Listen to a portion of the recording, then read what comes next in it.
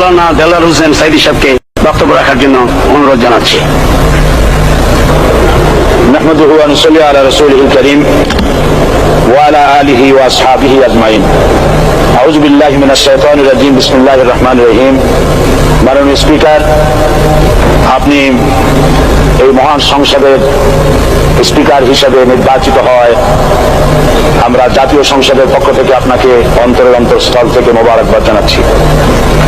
মাননীয় স্পিকার, আমি আজ এই সংসদে দাঁড়িয়ে ওই মহান আল্লাহ পাকের প্রশংসায় সেজদা অবনত হচ্ছি, যিনি 1 অক্টোবরের ব্যালট যুদ্ধের মাধ্যমে সুদীর্ঘ 5 বছরের দুঃশাসন, সীমাহীন দুর্নীতি, ইসলাম বিরোধী কর্মকাণ্ড, দেশব্যাপী ভয়াবহ সন্ত্রাসের মোকাবেলায় 4 দলীয় ঐক্যজোটের মহা বিজয় দান করেছেন এবং যার ফলশ্রুতিতে আজকে আমরা এই মহান সংসদে দাঁড়িয়ে কথা বলার সুযোগ লাভ করেছি। মাননীয় স্পিকার, আপনার মাধ্যমে আমি আমার অন্তরের অন্তঃস্থল থেকে দেশবাসীকে ধন্যবাদ জানাই।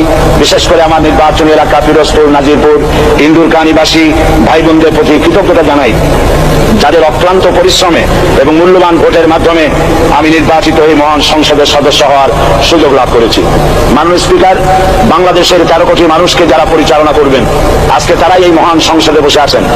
আমি আপনার মাধ্যমে তাদের উদ্দেশ্যে কিছু কথা বলতে চাই। জবাবদিহিমূলক সরকার, কল্যাণমূলক সরকার ও সুস্থ প্রশাসন, এই বাক্যগুলি আমরা প্রায় শুনে থাকি।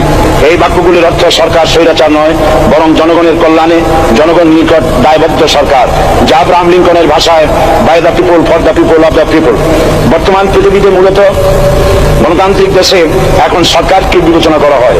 এরূপ সরকারের জনগণের সার্বভৌম ক্ষমতার উৎস হিসাবে বিবেচনা করা হয়, অর্থাৎ সংখ্যাগরিষ্ঠ প্রতিনিধিদের প্রণীত আইনই হলো আইন এবং নির্বাচিত হবার পর সরকার হয়ে পড়েন সমগ্র জনগণের, আর বিরোধী দল হয় ছায়া সরকার।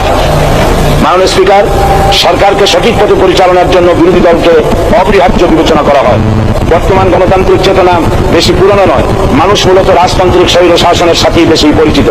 বস্তুত বর্তমান পৃথিবীতে গণতান্ত্রিক শাসন ব্যবস্থায় জবাবদিহিমূলক, কল্যাণমূলক, স্বচ্ছ প্রশাসনের যে কথাবার্তা আমরা শুনতে পাই, এর প্রথম উপস্থাপক হলেন বিশ্বনবী হযরত মুহাম্মদ রাসূলুল্লাহ সাল্লাল্লাহু আলাইহি ওয়াসাল্লাম। বর্তমান গণতান্ত্রিক ব্যবস্থাপনার সাথে ইসলামের মূল পার্থক্য হলো সার্বভৌমত্বের ধারণা নিয়ে। ইসলামের দৃষ্টিতে সার্বভৌমত্বের মালিক জনগণ নয়, মালিক হলেন আল্লাহ রাব্বুল আলামিন। কিন্তু সরকার গঠন ও পরিচালনা জনগণের ইচ্ছার ভিত্তিতে হতে হবে। জনগণের ইচ্ছার বিরুদ্ধে ক্ষমতায় থাকার অধিকার ইসলামের স্বীকৃত নয়। মাননীয় স্পিকার, সাধারণত লক্ষ্য করা যায় সরকার, সরকারি কর্মকর্তা ও কর্মচারীবৃন্দ জনগণের উপর নানাভাবে জুলুম, নির্যাতন বা শোষণ করে থাকে।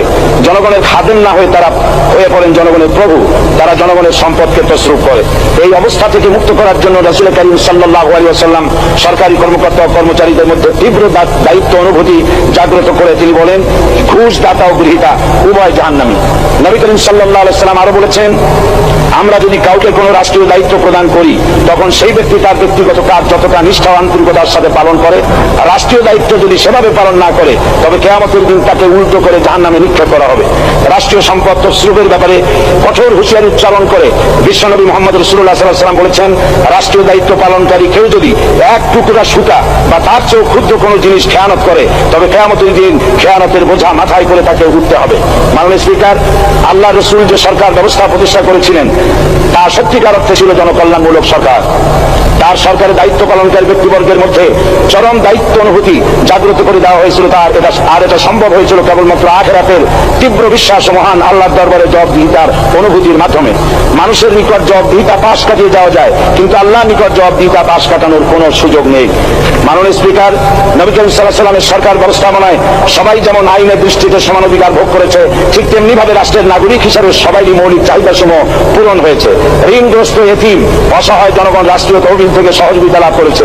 মূলত এটা জনকল্যাণমূলক সরকারের ধারণা বিশ্ববাসী তখনই প্রথম অবলোকন করে। মাননীয় স্পিকার, নবী করিম সাল্লাল্লাহু আলাইহি ওয়াসাল্লাম সরকারি কর্মকর্তাদের বিরুদ্ধে কোনো অভিযোগ পেলে তখনই ব্যবস্থা গ্রহণ করতেন। আইনের চোখে সবাই সমান এবং এ কারণেই শাসকদের আত্মীয় স্বজন কারো পক্ষে সম্ভব ছিল না জনগণের উপরে জুলুম করা। খলিফা ওমর রাদিয়াল্লাহু তাআলা আনহুর এক ছেলে অপরাধী প্রমাণিত হলে সে দণ্ডভোগ থেকে রেহাই পায়নি, এমনকি এতে তার মৃত্যুদণ্ড হয়েছিল। আবার খলিফা নিজেকে আইনের ঊর্ধ্বে মনে করতেন না, তাই বর্ম চুরির ঘটনা আলী রাদিয়াল্লাহু তাআলা আনহু কাজীর দরবারে দরবারে সাধারণ ফেরিয়াদির মতো উপস্থিত হন। নিজের ছেলে ও চাকরের সাক্ষী যথেষ্ট না হয় কাজী খলিফার বিপক্ষে রায় দেন। এখানে বিচার বিভাগ ছিল সম্পূর্ণ স্বাধীন এবং শাসন বিভাগের নিকট তার কোনো দায়বদ্ধতা ছিল না। মাননীয় স্পিকার, এসব হলো ইতিহাস। মুসলমান আজ অনুসরণ করতে চায় না তাদের অতীতের গৌরবোজ্জ্বল কর্মপদ্ধতিকে। সে এখন কাফির মুশরিকদের কিরানো স্বার্থ পূজারী আখেরাতের জবাবদিহিতা শূন্য বাগাড়ম্বর এক জাতি। মাননীয় স্পিকার, যে জাতির এক পূর্বসূরি মাথায় আকার বোঝা বহন করে নিয়ে চললেন আর বলে গেলেন মানুষ কেন ফোরাতের কুলে যদি একটি কুকুরও না খেয়ে মারা যায় তবে এই ওমর রাদিয়াল্লাহু তাআলা আনহুকে কিয়ামতের দিন আল্লাহর দরবারে জবাবদিহি করতে হবে। আর আজ সেই জাতির দায়িত্বশীলরা জনগণকে অভুক্ত রেখে তাদের মুখের গ্রাসে ভাগ বসায়। জনগণ তাদের নিকট উপস্থিত হলে মনে হয় যেন গোলাম প্রভুর দরবারে উপস্থিত হয়েছে, আর অহেতুক উৎকোচ দাবি করে তাদের উপর জুলুম করছে। আর আল্লাহ পাক জালিমকে কখনোই পছন্দ করেন না।